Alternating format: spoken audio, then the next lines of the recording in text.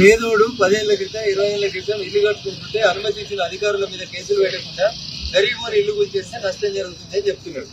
దాన్ని కొనసాగింపుగానే రఘునందన్ రావు ఏం చెప్తున్నాడంటే ఎకరాకి 100 కోట్లు అమ్ముడు పోయే భూములు ఉన్నాయి కదా కోకాపేటలో, అక్కడ ఒక 50 ఎకరాలు ఇంకా 150 ఎకరాలు మిగిలింది.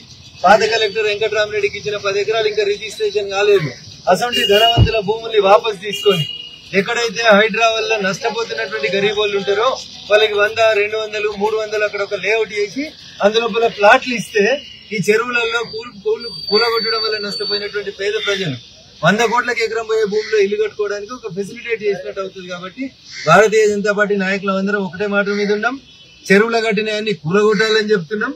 మేము చెప్తున్న దాంట్లో ఏముందంటే గరీబ్ వాళ్ళు ఇల్లు కూలిపోతే గరీబోడిని ఇల్లు కట్టుకునేందుకు పర్మిషన్ ఇచ్చినటువంటి కమిషనర్ మీద కేసు చేయమంటున్నాం. దానికి కరెంటు కనెక్షన్ ఇచ్చిన ఏఈ మీద చేయమంటున్నాం. బ్యాంకు లోన్ ఇస్తే బ్యాంకు లోన్ ఇచ్చినటువంటి బ్యాంకుల మీద కేసులు చేయమంటున్నాం. మీరు బ్యాంకు లోన్ ఇవ్వకపోతే ఆ గరీబోడు ఇల్లు కట్టుకోకపోతేనే కదా. అందుకని ముఖ్యమంత్రి గారు హైడ్రాని రాష్ట్రం అంతా విస్తరించాలని అనుకుంటున్నారని ఇలా పేపర్లో చెప్పిండు. రాష్ట్రం మొత్తం కాదు చంద్రమండలానికి విస్తరించడం మేము స్వాగతిస్తాం. కానీ ఆ కూలగొడుతున్న దాంట్లో గరీబోడు ఎవరైనా ఉంటే ఆ గరీబోనికి కోకాపేటలో 100 కోట్లకి ఎకరం అమ్మే భూమిలో ఉప్పల్లో ఎట్లయితే ఉప్పల్ బగాయత్ అని ఒక లేఅవుట్ చేసి హెచ్ఎండిఏ ప్లాట్లను అమ్మిందో అట్లా ఈ గరీబులకు కూడా మనిషికి 100, 200, 250 వాళ్ళ ఇల్లు ఎంత పోతే అంత జాగిస్తే వాళ్ళు తిప్పలు పడతారు, ఇల్లు కట్టుకుంటారు.